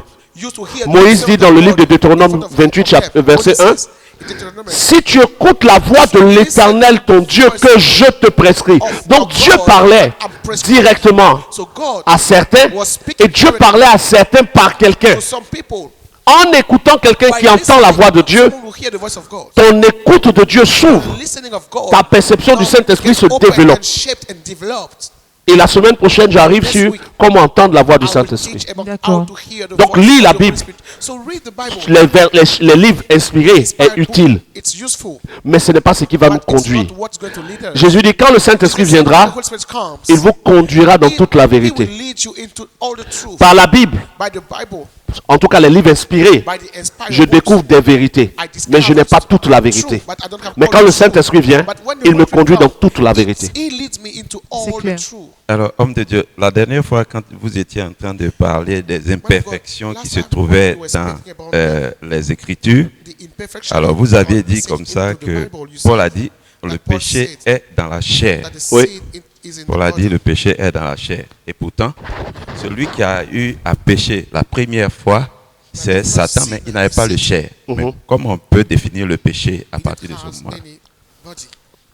Le péché, selon le vrai Dieu, c'est de faire le contraire de ce que tu sais que Dieu attend de toi. Si, est-ce que manger un fruit est mauvais? Pas du tout. Non, c'est pas mauvais. Manger une mangue, Du tout. une pomme, Non. ce n'est pas mauvais. Mais si tu es chez toi à la maison, que tu dis à ton enfant, la pomme que j'ai mise sur la table, faut pas toucher, et que tu viens, il est en train de manger, qu'est-ce que tu lui fais? Tu le punis. Tu le punis. Et ça, même, c'est parce qu'on veut parler en style. Tu as le beauté que le punit. On est sûr, c'est pas parce qu'on est maintenant dans le monde, on dit de ne plus frapper les enfants. Nous, on nous a frappé, puis on est bien. Tu le prends bien, tu lui montres que demain, quand tu vas parler, il ne doit plus faire ça. Oui ou non? Tout à fait. Mais est-ce que manger une pomme est mauvais? Non, Mais pourquoi tu punis ton enfant s'il mange? Parce que tu lui as dit de ne pas il a toucher. désobéi. C'est pareil que le péché. Le péché, c'est simplement ce que Dieu nous dit de ne pas faire, que nous faisons. Et il y a ce que Dieu ne veut pas qu'on fasse de manière universelle, qui concerne tous les hommes. Et il y a ce que Dieu ne veut pas que certaines personnes fassent de manière particulière. Il y a des gens, par exemple, qui ont reçu de Dieu de ne jamais regarder la télévision. Ils disent, Dieu leur a dit de ne pas regarder la télévision. C'est possible. Parce que ça va corrompre l'esprit. Mais moi, je regarde la télévision quand j'en ai envie. Et je ne pêche pas. Parce que Dieu ne m'a pas interdit ça. Il y a des gens qui ont reçu qui ne doivent jamais boire d'alcool. Par exemple, Samson ne buvait pas d'alcool. Mais Paul dit à Timothée, prends un peu de vin. Pourquoi Paul peut dire à Timothée de prendre un peu de vin? Pendant que c'est Paul qui a dit, ne vous enivrez pas de vin. Ce que Paul ne veut pas, c'est que les gens s'enivrent. Mais Paul qui a dit à Timothée de prendre un peu de vin, celui qui a dit, ne vous enivrez pas. Donc, le vin pouvait être pris. Puisque même la Sainte Seine que Paul pratiquait était faite avec du vin alcoolisé. Donc, ce qui est interdit à quelqu'un peut ne pas être interdit à quelqu'un. Mais de manière générale, comme dans tout royaume, il y a des lois qui sont imposées à tous. Et qu'on respecte nous tous. Tu ne voles pas. Tu ne vas pas chercher la femme de quelqu'un. Il y a des lois précises qui sont là, qui n'ont pas changé. Mais il y a des lois spécifiques que Dieu te dit à toi. C'est à toi qu'il te l'a dit. Et si tu enfreins, tu pêches. Donc si Dieu te dit par exemple de ne jamais insulter quelqu'un, que quelqu'un même t'insulte ton père et ta mère, que tu insultes, tu as péché. Si Dieu te dit de ne pas regarder la télé, que tu regardes la télé, tu pêches. La télé n'est pas un péché, mais toi tu pêches. Donc le péché, c'est la désobéissance à ce que Dieu dit. Où était la Bible quand Adam et Ève ont péché? La Bible n'existait pas. Où était la loi et les prophètes? Non plus, mais pourtant ils ont péché. Quel a été leur péché? Désobéir à ce que leur père leur a dit. Et le péché ne change pas jusqu'à aujourd'hui. C'est la désobéissance à ce que Dieu dit. Oui.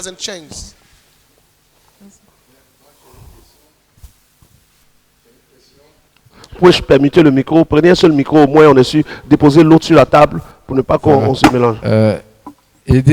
Il veut que vous essayiez de lui expliquer le passage Ésaïe, chapitre 9, verset 6. Car un enfant nous est né, un fils nous est donné, et la domination reposera sur son épaule. On l'appellera admirable conseiller, Dieu puissant, Père éternel, Prince de la paix. Je pense qu'il fait un rapport au fait que vous dites que Jésus est le Fils, qui n'est pas Dieu le Créateur. Déjà, pour lui. Frère, toi qui as posé la question sur Ésaïe 9, soyons d'accord, toi et moi, que je n'ai pas dit que Jésus est le Fils. Jésus lui-même dit qu'il est le Fils. Ce n'est pas moi qui l'ai dit. Je n'ai pas dit que je vais vers mon Père, votre Père, vers mon Dieu, votre Dieu. C'est Jésus qui l'a dit. Les paroles de Jésus sont tellement claires. Et puisque vous ne pouvez pas contredire ce que je dis dans les évangiles, vous partez dans l'Ancien Testament. Dans l'Ancien Testament, pour ceux qui ont fait des études bibliques, je vais vous rappeler quelque chose que peut-être vous avez oublié. Il y a les livres prophétiques, il y a les livres historiques, il y a les livres poétiques. Donc comprenez que dans l'Ancien Testament, les livres ont chacun une fonction. Ésaïe est un livre quoi? Prophétique, poétique ou historique?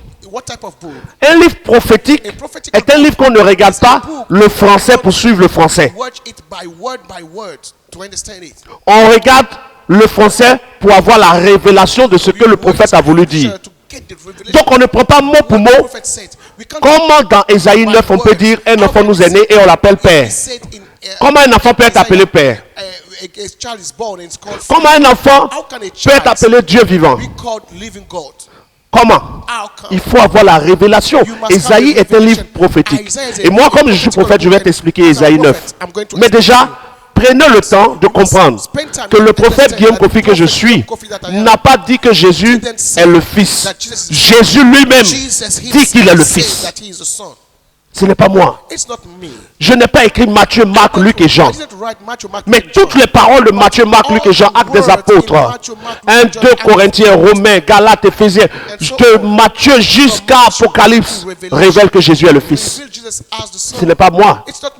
C'est vrai que tu as accroché à ça depuis des années. Mais aie soif de la vérité. Je t'explique Ésaïe chapitre 9 maintenant, qui est un livre prophétique. Allons d'abord à Ésaïe chapitre 7. Ésaïe chapitre 7 qui annonce la venue du Messie. Ésaïe chapitre 7. Je lis à partir du verset 14. C'est pourquoi le Seigneur lui-même vous donnera un signe. voici la jeune fille deviendra enceinte. Elle enfantera un fils. Dans d'autres versions, il est écrit, voici la vierge. Tombera enceinte, elle enfantera un fils. Et elle lui donnera le nom d'Emmanuel. Faisons une pause déjà. L'enfant va s'appeler comment? Selon la prophétie d'Ésaïe chapitre 7 verset 14. Emmanuel.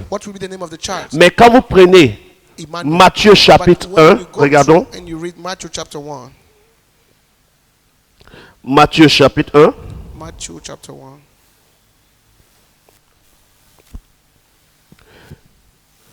Continuons à partager, continuons à poser nos questions. Matthieu chapitre 1 verset 22. Commençons déjà au verset 20. Je lis le verset 20. Matthieu chapitre 1 verset 20. 19. Joseph, son époux, qui était un homme de bien. Non, je vais même commencer pour que tu sois à l'aise au verset 18. On vient de lire Ésaïe chapitre 7 verset 14 où on dit que l'enfant va s'appeler Emmanuel. Nous sommes maintenant à Matthieu chapitre 1 verset 18. Voici de quelle manière arriva la naissance de Jésus. Marie, déjà vous voyez, il est écrit, voici de quelle manière arriva la naissance de Jésus-Christ. Ce n'est pas la bonne traduction. La bonne traduction c'est, voici de quelle manière arriva la naissance de Jésus appelé le Christ. Parce que dans son extrait, il n'y avait pas Christ. Christ a été ajouté pour dire sauveur quand il a commencé son ministère. Mais dans son enfance, il était appelé Jésus. Et il avait le nom paternel de Joseph sur lui. On reviendra dessus quand on aura le temps. Donc, sa mère, ayant été fiancée à Joseph, se trouva enceinte par la vertu de qui? C'est le Saint-Esprit qui est le Père. Je vous ai déjà dit. Avant qu'ils eussent habité ensemble, Joseph, son époux, qui était un homme de bien et qui ne voulait pas la diffamer, se proposa de rompre secrètement avec elle. Comme il y pensait, voici un ange du Seigneur lui apparut en songe. Il dit, Joseph, fils de David, ne crains pas de prendre avec toi Marie, ta femme, car l'enfant qu'elle a conçu vient du Saint-Esprit. L'enfant vient de qui? Du Saint-Esprit. Qui est donc le Père? Le Saint-Esprit. Le Saint-Esprit. Tout cela arriva, Matthieu chapitre 1, verset 22, tout cela arriva afin que s'accomplisse ce que le Seigneur avait annoncé par le prophète. Qu'est-ce qui avait été annoncé? Verset 23. Voici la Vierge sera enceinte, elle enfantera un fils et on lui donnera le nom d'Emmanuel, ce qui signifie Dieu avec nous. Joseph s'étant réveillé, fit ce que l'ange lui avait annoncé et il prit sa femme avec lui. Mais il ne la connut point jusqu'à ce qu'il ait eu enfanté un fils auquel il donna le nom de Jésus. Le prophète avait dit que l'enfant devait s'appeler comment? Emmanuel. Mais on lui a donné quel nom? Jésus. Donc, comprends que Ésaïe est un livre prophétique. Dans Ésaïe chapitre 7, verset 14, Ésaïe donne la révélation du nom. Il dit l'enfant s'appellera Emmanuel. Mais quand le temps de la révélation est arrivé, l'enfant s'est appelé comment? Jésus. Il n'a pas porté le nom que Ésaïe avait donné. Et c'est le même Ésaïe dans Ésaïe chapitre 9 qui dit on l'appellera admirable conseiller, on l'appellera Dieu vivant. Mais où est-ce que Jésus s'est fait appeler Dieu vivant? De sa naissance jusqu'à sa mort. Où est-ce que Jésus a dit je suis le Dieu vivant? Où quelqu'un a dit qu'il est le Dieu vivant? Personne. On l'appellera Père éternel. Mais où est-ce que Jésus a dit qu'il est le Père? Nulle part. Ça veut dire que ce que Isaïe a écrit, même en parlant de on l'appellera Emmanuel, on l'appellera Dieu vivant, on l'appellera Père éternel, c'est le même appelé. Mais dans la réalité, ça veut dire autre chose. Si appeler voulait dire donner un nom, Jésus ne devait pas s'appeler Jésus, il devait s'appeler Emmanuel. Mais quand l'ange est venu, l'ange a dit à Marie, tu lui donneras le nom de Yehoshua, qui veut dire Jésus, qui veut dire Dieu sauve. Or Emmanuel veut dire Dieu avec nous. C'est pas le même nom. Donc Ésaïe, qui est un livre prophétique, a donné des images et des emblèmes qui allaient être attachés à l'enfant qui va naître. Il dit, un enfant nous est né, le sceptre de la royauté sera sur son épaule, n'est-ce pas? On l'appellera admirable, conseiller, Dieu vivant, Père éternel, n'est-ce pas? Et le même Ésaïe qui a dit on l'appellera admirable, conseiller, Dieu vivant, Père éternel, a dit on l'appellera Emmanuel. Mais Emmanuel veut dire quoi? Dieu avec nous. L'enfant donc qui va naître va transporter le Dieu avec nous. Dieu sera en lui. Il sera rempli de la plénitude de Dieu. Voilà pourquoi dans Jean chapitre 14, Jésus dit, ne crois-tu pas que je suis dans le Père et le Père est en moi? Et comme le Père est en lui, lui, partout où il se trouve, il est Emmanuel. Parce que par lui, Dieu était avec eux. Emmanuel, Dieu avec nous, Dieu habitant totalement en lui, étant rempli de toute la plénitude du Saint-Esprit, partout le portable est, l'habillage est. Jésus transportait le Père éternel et le Dieu vivant. C'est ce que Ésaïe a reçu, que l'enfant qui va naître, en lui sera le Dieu vivant et le Père éternel. Et cet enfant sera appelé Emmanuel, parce qu'il transportera Dieu, et Dieu sera avec nous par lui. C'est simplement ça. Ce sont des livres prophétiques. Apocalypse, Ésaïe, Jérémie, Ézéchiel, Amos, Abdias, Jonas, Michée, Naoum, Habakkuk, Sophonie. On les appelle les petits prophètes. Il y a les livres des petits prophètes, les livres des grands prophètes. Mais Osée n'est qu'à se calmer. Voilà. Il y a un internaute qui dit: Jésus-Christ est le nom du Fils. Quel est le nom du Père? Mais déjà, le nom du Père est connu. Mais dans le Nouveau Testament, on ne parle pas trop du nom du Père. Dans Jean chapitre 5, Jésus dit: je suis venu au nom de mon Père. Mais le au nom ici, ce n'est pas pour donner le nom. C'est pour dire je suis venu de la part de mon Père. Et dans Jean chapitre 17, il dit: Père, je fais connaître ton nom aux hommes, à ceux que tu m'as donnés. Mais quel est le nom de ce Père? Si nous sommes vrais, nous savons que le Père qui a envoyé le Fils a commencé le plan du salut depuis Abraham, Isaac et Jacob. On est d'accord ou non? Oui. Et si nous sommes d'accord, c'est le Dieu d'Abraham, d'Isaac et de Jacob qui, avant d'être le Dieu d'Abraham, d'Isaac et de Jacob, est le Dieu de l'univers. Parce que le vrai Dieu n'est pas le Dieu d'Abraham, il ne devient pas Dieu à cause d'Abraham. Il est Dieu de l'univers d'abord. Et pour sauver l'humanité, il a décidé de passer par un peuple. Et dans ce peuple, il croise Abraham, Isaac, Jacob. Et quand il arrive au temps de Moïse, il croise un jeune homme dans un buisson. Et quand il le croise, ce jeune homme-là lui demande: quel est ton nom? Il dit: je t'envoie vers mon peuple et dis-leur, le Dieu de vos pères m'est apparu. Et il dit: mais quand j'irai, quel nom je leur dirai? C'est de ce quel nom je leur dirai qu'il va sortir le tétragramme qu'on va appeler Yahweh, qu'on va traduire par Yahweh. Mais Yahweh, qui est le nom de Dieu, ne comporte ni A ni E. C'est YH WH. YH WH. Ce qu'ils ont traduit par YHWH est un nom qui ne peut pas se prononcer. Parce que c'est un souffle. Prononce-moi YHWH. Il n'y a pas de voile, c'est pas possible. Ça donne. Voici ce que celui qui est apparu à Moïse lui a dit: je m'appelle. Parce que les noms des êtres divins, comme Gabriel, Michael et tout ça, sont des noms qui ne sont pas faciles à prononcer par les hommes. C'est pour cela que quand Jacob croise l'ange et qu'il dit: dis-moi ton nom, l'ange lui dit: mon nom est merveilleux. Il ne peut pas lui dire son nom. Parce que même s'il dit son nom à Jacob, Jacob ne pourra pas le prononcer. Et si même le nom des anges, c'est-à-dire les êtres célestes envoyés, n'a pas pu être prononcé, le nom de Dieu non plus n'est pas prononcé. Voici pourquoi Jésus dit: quand vous priez, au lieu de chercher un nom, dites notre Père. Voilà. Alors, toujours dans nos questions, homme de Dieu, l'un des internautes dit, vu que Paul a dit souvent des choses pas justes, doit-on considérer ou rejeter ses écrits ou totalement?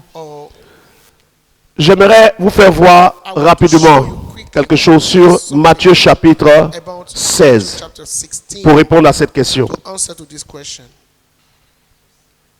Matthieu chapitre 16.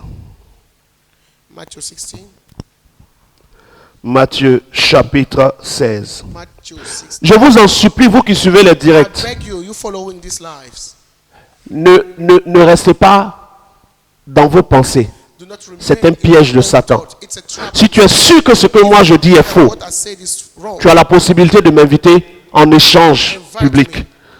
Je peux me déplacer. Si tu es sûr que ce que je dis est faux, tu as la possibilité de poser tes questions. Et je réponds publiquement. Je ne me cache pas pour répondre. Et puis on vérifie. Parce que quand Satan veut que tu te perdes, non, moi je sais que ce qu'il dit est faux, mais je pouvais ne même pas écouter. C'est Satan qui a peur. La vérité ne se cache pas. Elle s'affiche. Jésus dit, il n'y a rien de vrai qui ne soit révélé. Donc, ne garde pas ta question te disant, oh, ça la même. Non, je réponds, tu n'es pas d'accord, tu poses encore. C'est mon rôle. On est dans Matthieu chapitre 16. Regardez avec moi ce qui va se passer ici. Jésus va poser une question aux disciples. Jésus leur dit, qui dites-vous que je suis? Et le verset 16, Matthieu chapitre 16, verset 16, qu'est-ce qui est écrit? Simon Pierre répondit, tu es le Christ, le Fils du Dieu vivant. Qu'est-ce que Simon a dit? Tu es le Christ. Tu es le Père. Tu es le Christ. Tu es le Dieu vivant. Le Fils du Dieu. Tu es le Créateur. Le Fils du Dieu. Simon a une révélation que l'Église a rejetée aujourd'hui et vous souffrez. Et beaucoup vont aller à l'enfer parce que c'est tellement simple. Jésus dit, vous êtes en train de vous débattre avec le prophète Guillaume Kofi que le Père a envoyé. Vous êtes en train de dire que ce qu'il dit, il a dévié. Mais qui dites-vous que je suis? Vous dites, tu es le Père, tu es le Créateur, tu es celui que nous devons adorer. Mais il a posé la question à Simon. Qui disent les gens que je suis? Simon dit, tu es le Christ, le Fils du Dieu vivant. Entre vous et moi, qu'est-ce que Jésus va répondre? Moi je dis il est le Fils et il n'a jamais été le Père. Vous vous dites qu'il est le Père, lui et le Père sont un et qu'on peut l'adorer. Qu'est-ce que Jésus nous répond? Verset 17, Matthieu chapitre 16, verset 17. Jésus reprenant la parole lui dit, il va trancher entre vous et moi. Tu es heureux, Simon, fils de Jonas. Il dit Simon est heureux. Non. Je relis le texte. Matthieu chapitre 16. À partir du verset... On était au verset 16. Non? 16. Je vais lire même avant le verset 16. Prends cette partie-là bien et puis fais-moi une capsule avec. Matthieu chapitre 16. À partir du verset 16. Jésus demande à ses disciples, que disent les gens que je suis? Et vous, que dites-vous que je suis? Au verset 16. Le prophète Guillaume Kofi dit, tu es le Christ, le Fils du Dieu vivant. Tu n'as jamais été le Père. Tu es envoyé du Père pour nous révéler le Père et pour que nous marchions pour entrer dans la dimension du Père. Tu es venu nous montrer comment être rempli du Père parce que toi-même tu t'es rempli du Père. Et les gens des communautés aujourd'hui disent, tu es le Père, tu es le Dieu vivant, tu es le Créateur. Mais le prophète Guillaume Kofi dit, tu n'es pas le Créateur, tu es le Fils envoyé du Père. Jésus maintenant tranche entre vous et moi. Matthieu chapitre 16, verset 17. Voici Jésus qui nous donne la réponse entre vous et moi qui a raison. Matthieu chapitre 16, verset 17. Jésus reprenant la parole dit, tu es heureux. Tu es heureux. Simon. Guillaume, fils de Kofi. Fils de Jonas. Car ce ne sont pas la chair et le sang qui t'ont révélé cela, mais c'est mon Père qui est dans les cieux. Et moi je te dis que tu es Pierre. Et sur cette pierre, je bâtirai mon église. Et que l'église bâtie sur Jésus, Fils de Dieu, est cette église qui domine sur la mort et le séjour des morts. Votre église est faible parce que vous croyez que Jésus est le Père. Pendant que lui-même répond, je suis le Fils. Sur quoi vous basez pour dire que le Fils est le Père? Pendant que le Fils lui-même dit que Simon, tu es heureux parce que tu as la bonne révélation. Votre révélation vient d'où? D'où vient votre révélation? Et il dit à Simon, je te donne les clés du royaume. Les clés sont remises à qui? À ceux qui ont compris que Jésus n'est pas le Père, mais il est le Fils. Et c'est déjà très clair. Ne vous trompez pas vous-même, selon le livre de Luc chapitre 6, verset 48. Luc chapitre 6, verset 48. Pourquoi m'appelez-vous Seigneur, Seigneur, et ne faites-vous pas ce que je dis? L'apostasie est déjà établie. L'apostasie, c'est la perte de la foi. Mais dans Marc chapitre 11, verset, je crois, 20, il dit, ayez foi en Dieu. Jésus dit, ayez foi en Dieu. La perte de la foi, ce n'est pas la perte de la foi en Jésus, c'est la perte de la foi en Dieu. On a rejeté le Père et on a pris le Fils. Le monde est dans l'apostasie. La vraie foi, c'est la foi dans le Père par le Fils. Et donc, quand tu regardes bien dans le livre de Matthieu où nous sommes, Jésus dit clairement la question que tu m'avais posée et que j'étais en train de répondre. Voilà. On regarde maintenant, Jésus dit, tu es heureux Simon, fils de Jonas. Jésus dit qu'il est heureux, n'est-ce pas? Oui. Verset 22, Matthieu chapitre 16, verset 22. 21 à 22. Dès lors, Jésus commença à faire connaître à ses disciples qu'il fallait qu'il aille à Jérusalem. Qu'il souffrit beaucoup de la part de qui? Des anciens. Pas de Dieu. C'est les anciens qui vont lui faire du mal, pas Dieu. Des anciens, des principaux sacrificateurs et des scribes. Qu'il va être mis à mort, mais qu'il va ressusciter. Dieu va le ressusciter. Pierre l'ayant pris à part. Qui? Pierre. Se mit à le reprendre et dit, Dieu ne permettra pas, cela n'arrivera pas. Mais Jésus se retourna. Matthieu chapitre 16, verset 23. Et Jésus dit à Pierre, arrière de moi, Satan. Car tu mets un scandale. Tes pensées ne sont pas les pensées de Dieu, mais celles des hommes. Le même Pierre à qui Jésus vient de dire tu es béni, parce que ce que tu as dit vient de Dieu. Jésus lui dit arrière de moi Satan, parce que ce que tu as dit vient du diable. C'est ainsi que sont les écrits des hommes dans la Bible. Certains textes de Paul sont inspirés de Dieu. Il y a des textes de Paul qui sont inspirés de lui-même. Et il faut avoir le discernement pour faire la part. Paul n'est pas Dieu, il se trompe aussi. Moi, je ne suis pas Dieu, je me trompe. La preuve, je prêchais que Jésus, le Père, le Fils et le Saint-Esprit sont un. Mais aujourd'hui, j'ai le message qui pour moi est le meilleur avec tous les textes qui le prouvent. Et comment moi je fais pour ne pas qu'on dise que je me trompe? Je ne dis rien de moi-même. Je dis ce qui est écrit et chacun vérifie. Il y a des textes où Paul dit, je dis moi-même Paul et non le Saint-Esprit. Mais quand Paul dit je parle de moi-même, ça veut tout dire. Des fois Paul donnait son avis. Il dit je donne un avis. Nous ne cherchons pas l'avis de Paul pour évoluer. Nous ne cherchons pas les pensées de Paul. Nous voulons la parole de Dieu telle que sortie de la bouche de Dieu. Donc il arrive à Pierre de donner une révélation qui vient du ciel. Mais parfois, Pierre a été aussi inspiré du diable. Vérifions dans les écrits. Est-ce que vous savez que c'est de Pierre lui-même, qui a décidé que les disciples vendent tout et apportent? Dieu ne lui a pas dit de dire aux disciples de tout vendre. Jésus leur a dit, attendez jusqu'à ce que vous ayez reçu. Et quand vous aurez reçu, allez faire de toutes les nations. Mais Pierre s'est installé. Il a fait un camp. Et il a demandé aux gens de vendre tout. Et il a dit que l'enlèvement allait avoir lieu très rapidement. Et Ananias et Saphira n'ont pas tout vendu. Et ils sont morts. Dans la vérité, un homme de Dieu peut mettre sa pensée. C'est pour cela qu'il faut avoir le discernement. Quand Paul parlait, les chrétiens de Béret vérifiaient dans la Torah ce que Paul disait. De même, quand moi je parle, tu dois vérifier tout ce que je dis. Et quand tu lis Pierre et Paul, tu dois avoir le discernement. Parce qu'ils disent des choses qui viennent de Dieu, mais dans certains cas, ils disent des choses qui ne viennent pas de Dieu. Alors, est-ce que le diable peut changer quelque chose dans le salut? Est-ce que le diable, oui, peut changer quelque chose dans le salut? Je veux bien comprendre la question. C'est la question que l'internaute a posée. Est-ce que le diable peut changer quelque chose dans le salut? C'est tout ce qui est... Déjà, pour celui qui demande est-ce que le diable peut changer quelque chose dans le salut, il faut que tu saches que le salut vient par la foi. Donc si le diable change le message du salut, le salut change. On est d'accord avec ça? Tout à fait. Si on te fait croire qu'aujourd'hui pour être sauvé, il faut être baptisé par aspersion. Il faut accepter Marie comme sa mère. Et c'est Marie qui va intercéder pour toi. Tu es déjà perdu. Donc si la vérité est déformée, le salut devient incertain. Comme parole forte, si la vérité est déformée, le salut devient incertain. Retournons sur la vérité pure. Voilà. D'accord, toujours une question dans le même sens. Est-ce que le salut, c'est la vie éternelle?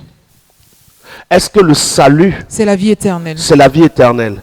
Le mot grec qu'on traduit par être sauvé sous-entend être sauvé dans tout, de tout. Pas être sauvé d'une chose. Être sauvé de tout. Et donc quand on parle du salut que nous recevons de Dieu, qui se matérialise par le Saint-Esprit en nous, ça équivaut à la vie éternelle avec Dieu. Donc quand tu demandes, est-ce que le salut c'est la vie éternelle? Oui, parce que déjà, peuple de Dieu, sachez que la vie éternelle est un acquis même pour les païens.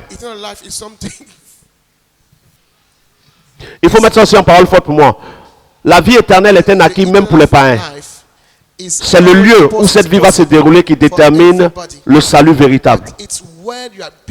Parce que même celui qui ne croit pas en Jésus, s'il n'est pas éternel, il ne va pas durer à l'enfer. Pour qu'on dise qu'on va jeter des gens qui vont rester éternellement à l'enfer, il faut bien que ces gens soient éternels. Donc la vie éternelle est autant pour les païens que pour ceux qui sont nés de nouveau. Sauf que c'est le lieu de cette vie éternelle qui va nous séparer. Notre vie éternelle, nous la vivrons dans un lieu de félicité, dans un lieu de grâce. Leur vie éternelle dans un lieu de tourment. Après cet élément, pour que vous puissiez partager, nous allons aller vers la fin. Il est le maître de l'univers, l'unique El Shaddai et le Tout-Puissant. Pour son œuvre, ses regards se sont portés sur la Côte d'Ivoire, à Cocody, Angré, Carrefour, Mao, sur un homme. Dieu fera avec toi ce que des gens pensaient impossible. Prophète Guillaume Kofi.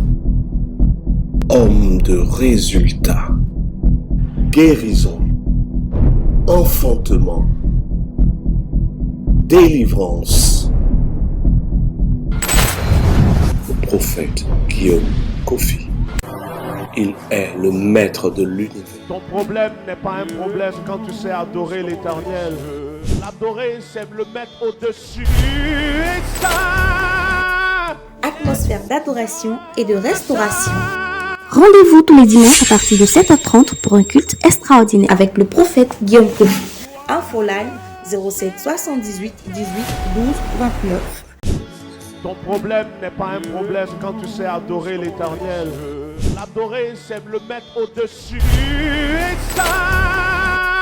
Atmosphère d'adoration et de restauration. Rendez-vous tous les dimanches à partir de 7h30 pour un culte extraordinaire avec le prophète Guillaume Kofi. Infoline 07 78 18 12 29. Quand le Saint-Esprit te remplit, même ton sommeil attire quelque chose de bon vers toi. Dieu est le maître des temps et des circonstances. Le futur, il le domine. Dieu n'oblige pas l'homme à vivre ce que Dieu dit. Dans le naturel, tu as besoin de connaître quelqu'un quelque part pour entrer quelque part. C'est ça. Mais dans le surnaturel, une parole suffit.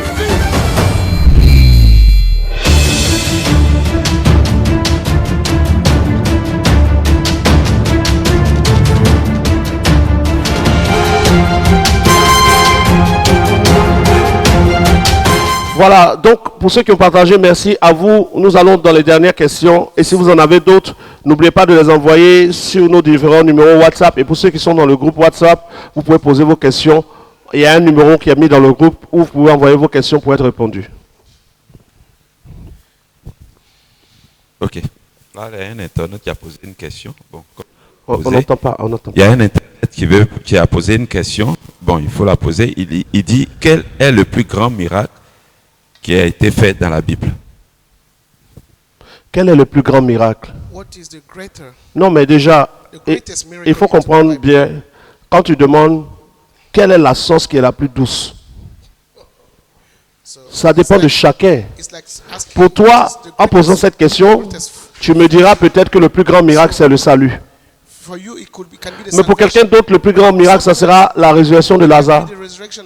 Pour quelqu'un d'autre, le plus grand miracle, ça sera les cailles qui sont descendues. On n'évalue pas un miracle en fonction d'un point de vue X ou Y. Pour moi, le plus important, si moi je devais parler du plus grand miracle, ce serait le miracle de l'incarnation.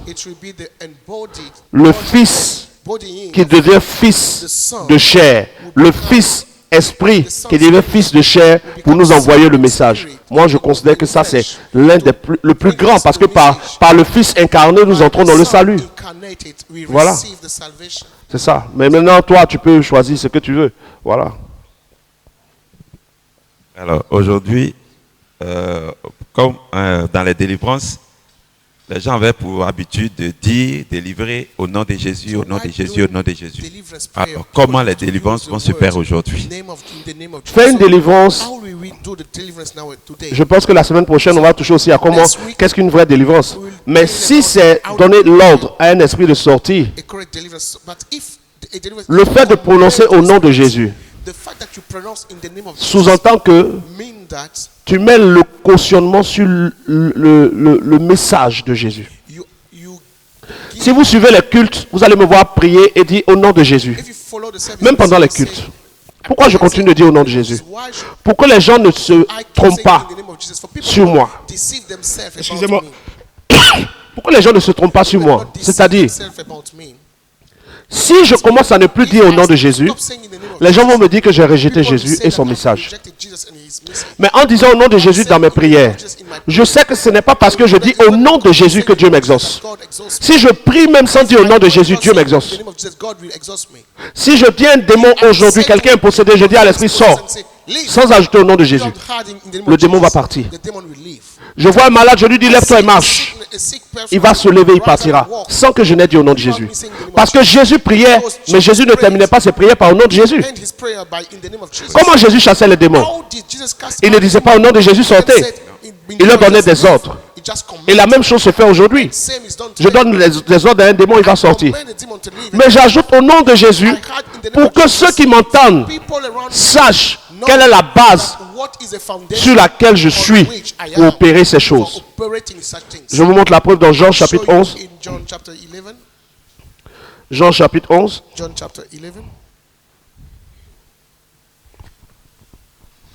Bona a disparu. Il n'a plus de questions.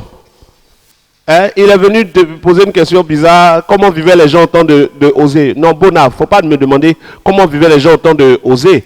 Il faut me répondre déjà. Est-ce que tu as compris que Jésus est le Fils? Ça, tu dois avoir l'humilité de venir écrire. J'ai écouté ton enseignement, j'ai su que c'est la vérité. Voilà, commence par reconnaître humblement d'abord et puis on va prendre les autres questions. Jean chapitre 11. On regarde le verset, à partir du verset, même, on peut aller même au verset 30. Voilà, verset 41. Même au verset 40, Jean chapitre 11, verset 40. Jésus lui dit, ne t'ai-je pas dit que si tu crois, tu verras la gloire de Dieu? Et ôtait donc la pierre. Et Jésus leva les mains où? En haut. Qu'est-ce que Jésus dit?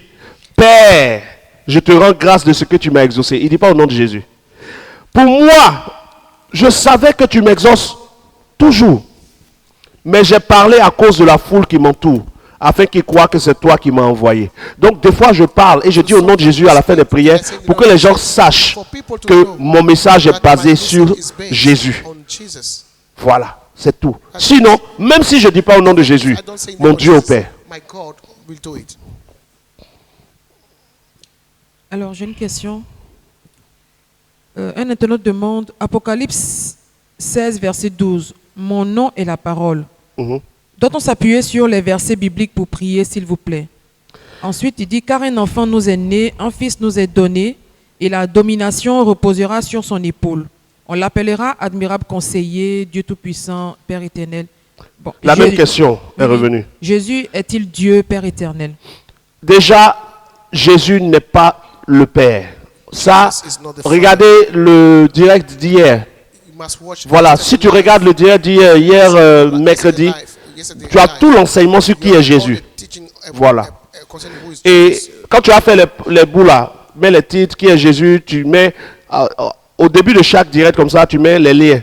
Là, comme ça, on peut dire aux gens, vous n'avez qu'à cliquer sur l'un des liens au-dessus de la vidéo pour aller voir qui est le Saint-Esprit, qui est le Fils, pour que chacun voit. Maintenant, est-ce qu'on doit prier en s'appuyant sur les versets bibliques? Si tu pries en t'appuyant sur les versets bibliques, ce n'est pas un péché, mais c'est une mauvaise compréhension des choses. On lit les versets bibliques pour avoir des enseignements ou pour tirer des leçons. Mais on ne bâtit pas notre vie avec les versets bibliques. Parce que la leçon que tu vas tirer de l'alliance entre Dieu et Abraham peut ne pas être une leçon pour ta vie.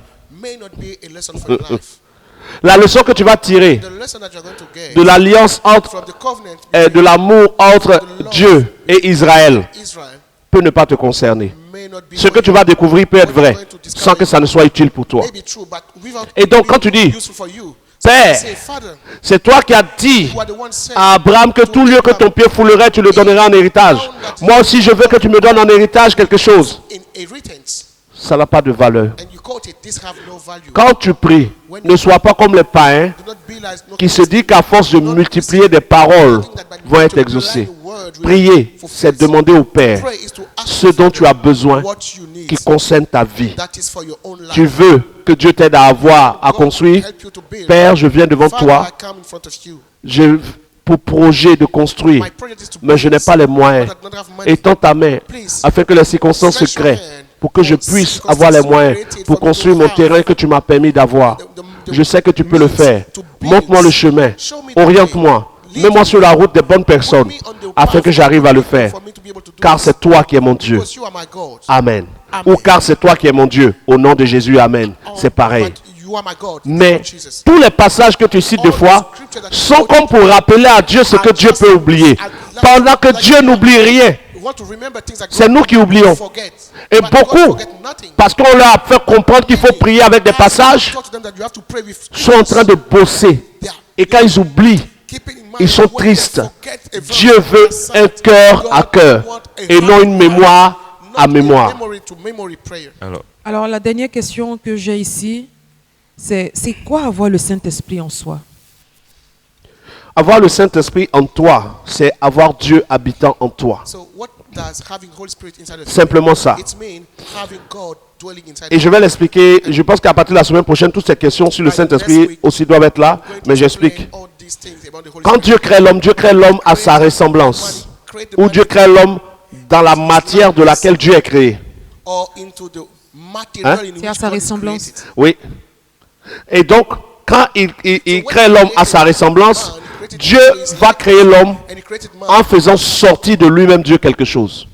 L'homme est créé à partir de Dieu.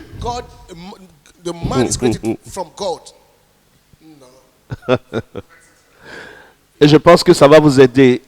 Parce que quand Dieu envoie un homme, un prophète, pour annoncer un type de message comme ça, il y a beaucoup de choses que vous devez savoir que vous ne saviez pas.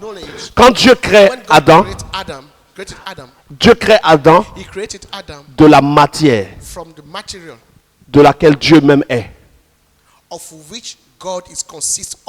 Et la matière de laquelle Dieu est, ce que Dieu est, de lui est créé Gabriel, Michael et même celui qui porte le nom de la parole qui va devenir Jésus. Et comment est-ce que Dieu a créé Gabriel, Michael? Comment Dieu a créé celui qui va s'appeler après Jésus? Comment Dieu va créer Adam? De la manière très simple. Dieu créa le corps de l'homme de la poussière de la terre. Et Dieu souffla. D'où vient le souffle? Hors de vous ou en vous? Soufflez sur votre main. Ça sort d'où? De nous. De l'intérieur ou de l'extérieur? De l'intérieur vers De l'extérieur. l'intérieur. Dieu va faire sortir de lui un souffle appelé le roi qui va devenir l'esprit de Adam. Adam est sorti de Dieu. Gabriel est sorti de Dieu. Jésus dit, je suis sorti du Père. C'est pour ça qu'il dit, le Fils qui est sorti du Père, qui était dans le Père. Adam était en le Père. Quelqu'un suit? Et donc, c'est la raison pour laquelle aucun être vivant, homme, ne meurt. C'est le corps qui tombe. Parce que la matière que Dieu a pris pour nous créer est éternelle. Donc même ceux qui ne croient pas en Dieu sont éternels. Ça va? Quelle était la question maintenant? C'est quoi avoir le Saint-Esprit en soi? Et donc, quand Dieu crée Adam, Dieu le crée esprit.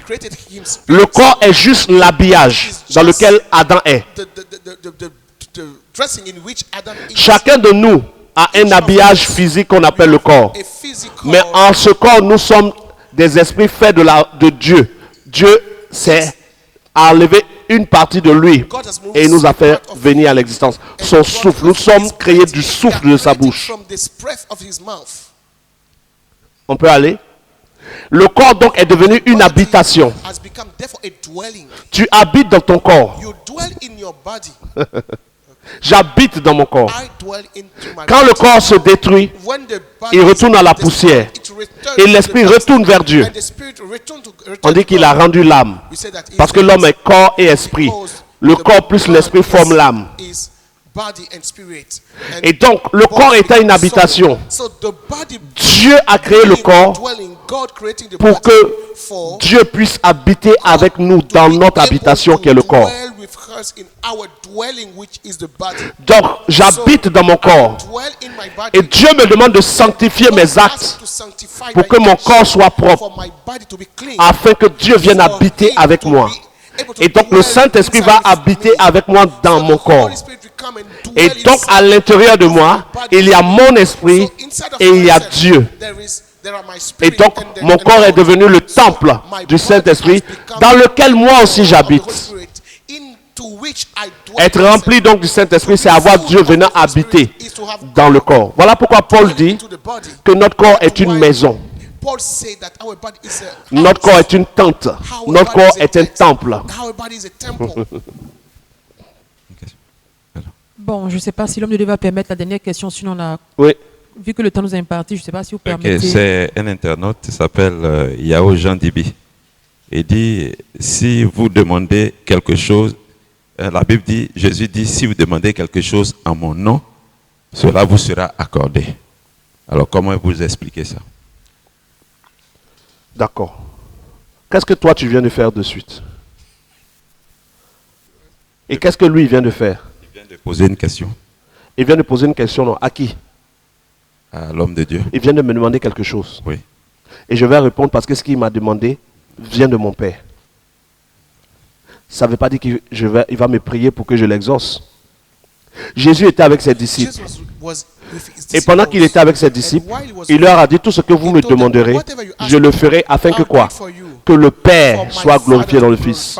Et il y a plein de gens qui viennent me voir, qui sont malades, qui me demandent de prier pour eux. Ils viennent demander la prière. Ils me prient de prier. Prophète, je t'en prie, prie pour moi. Mais je ne suis pas Dieu le Père. Et je ne prie que pour eux, que quand Dieu me donne le feu vert de prier.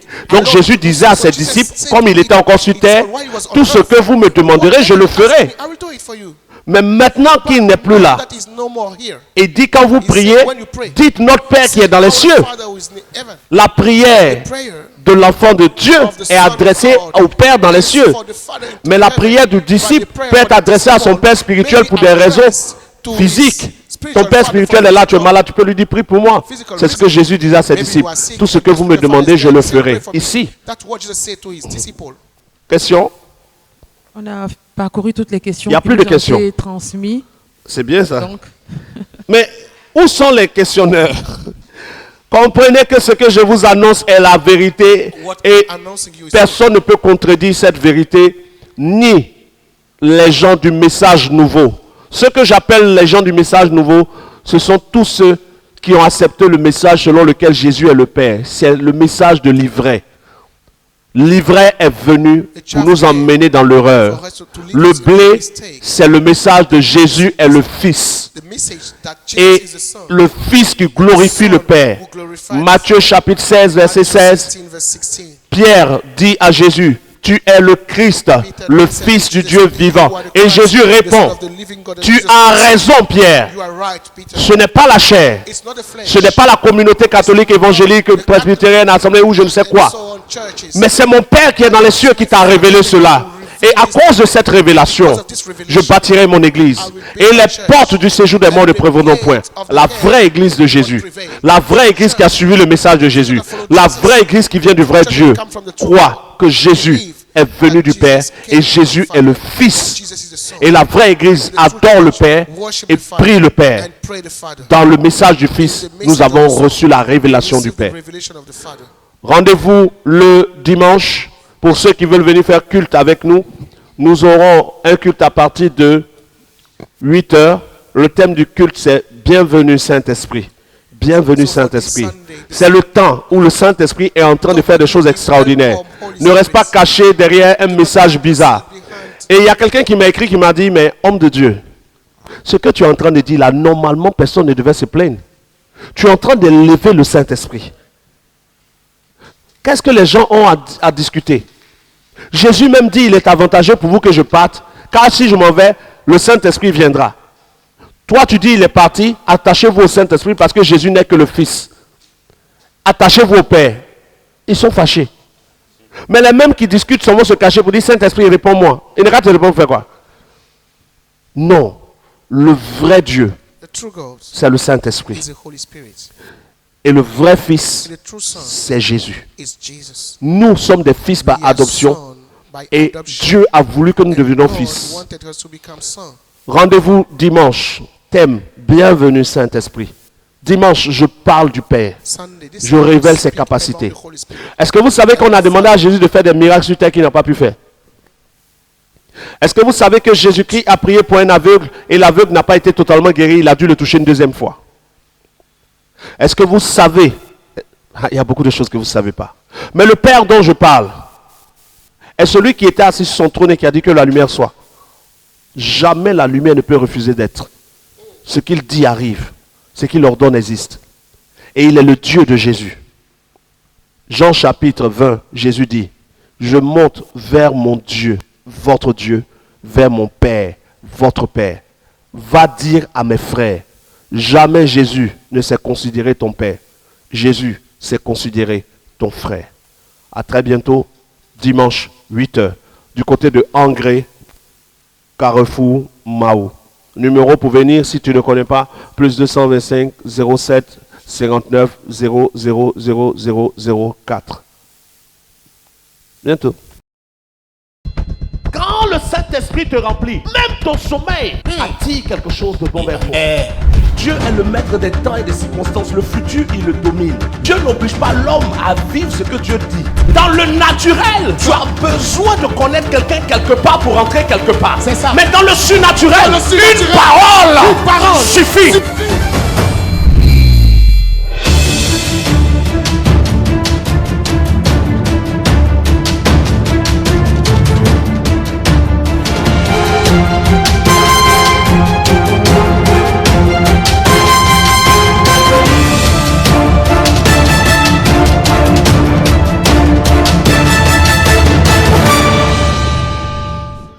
Le problème n'est pas un problème quand tu sais adorer l'Éternel. L'adorer, c'est le mettre au-dessus.